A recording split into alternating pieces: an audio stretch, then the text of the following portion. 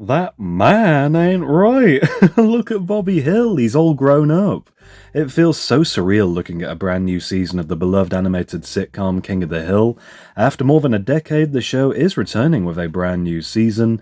The official Twitter page for the series has announced that all 10 episodes will be released onto Hulu, premiering August 4th, 2025.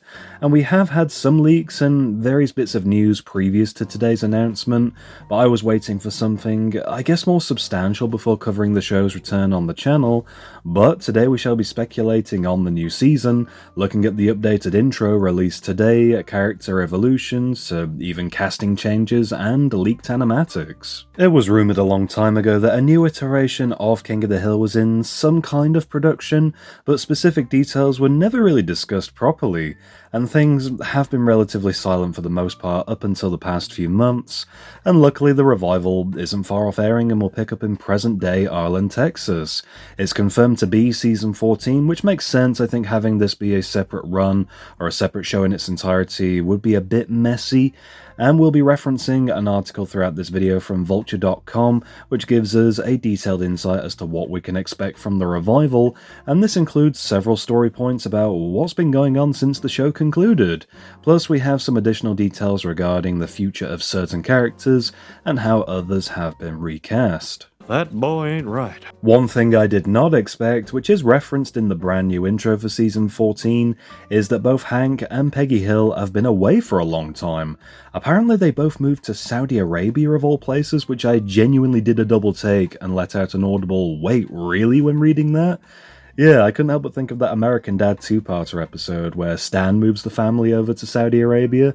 But yes, apparently Hank took a job on an Armaco base, a major oil supplier, and the intro shows the family moving out and the house is then sold with a new character having moved in. Luckily, the updated opening sequence does also showcase the familiar faces we would expect to see. Dale, Bill, and Boomhauer are all present, and it looks like Boomhauer may actually have a family now.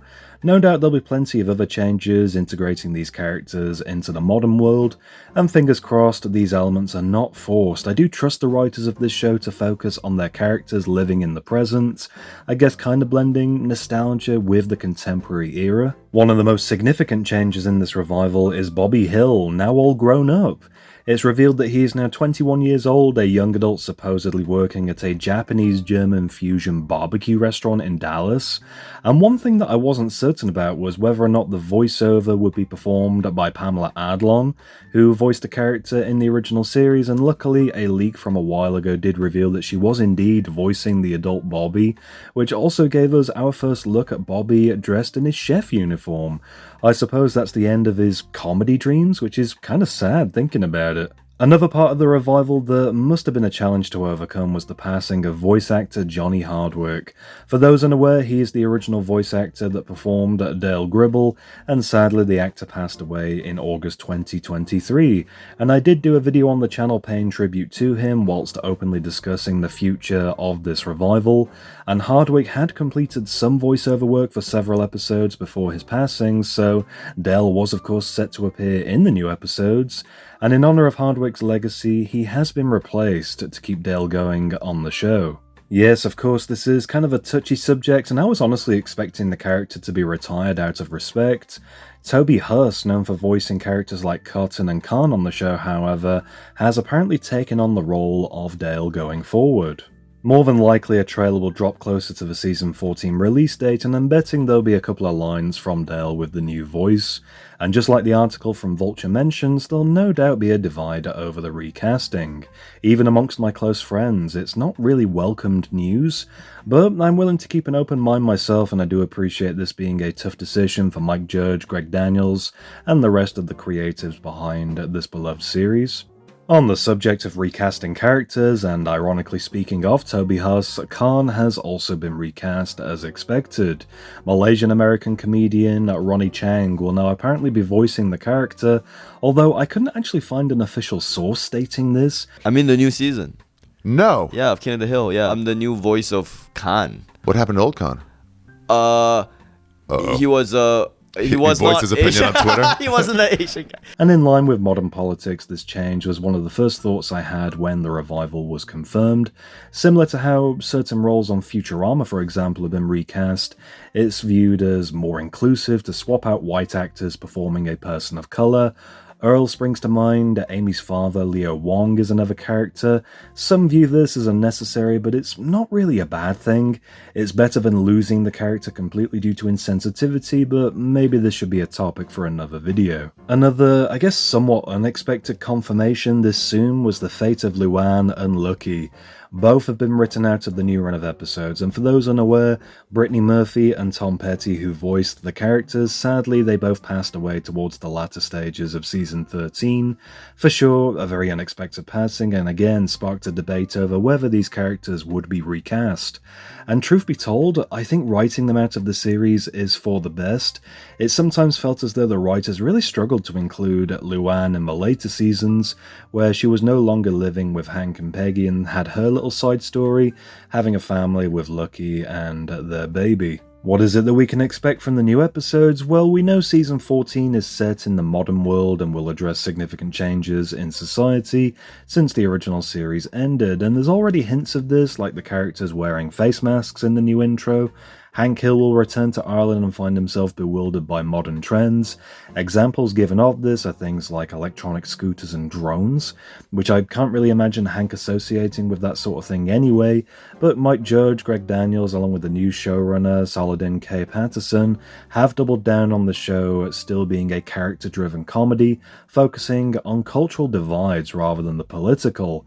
And the new run will apparently aim to explore how Hank's traditional values intersect with the current world. Again, hopefully this won't be some forced bullshit of Hank exclaiming, "Oh, what's an app?" as though that's comedy. I think it's fair to say that reactions to the news about a King of the Hill revival have been mixed. Many are excited, and likewise many others are cautious, especially about the integration of current themes with these beloved characters.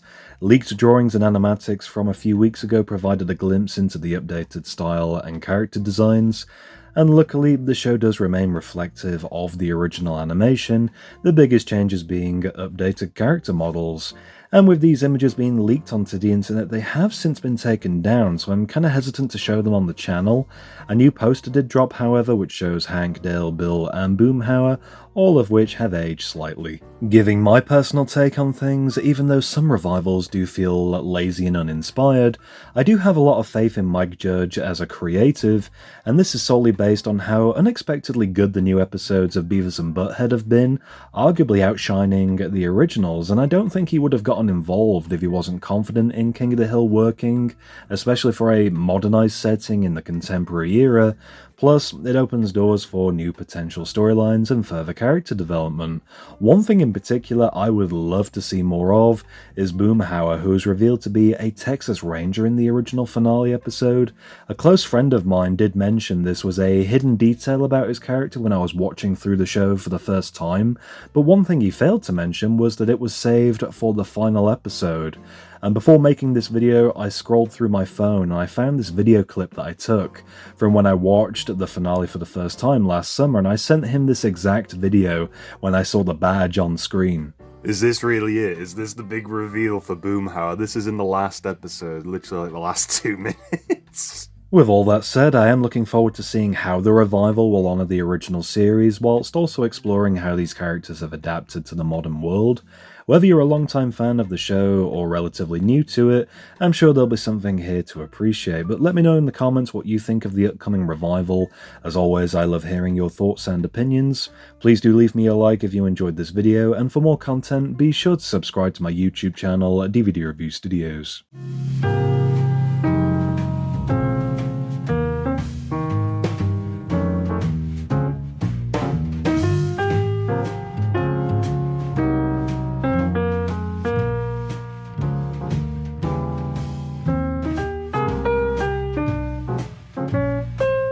Are you threatening me?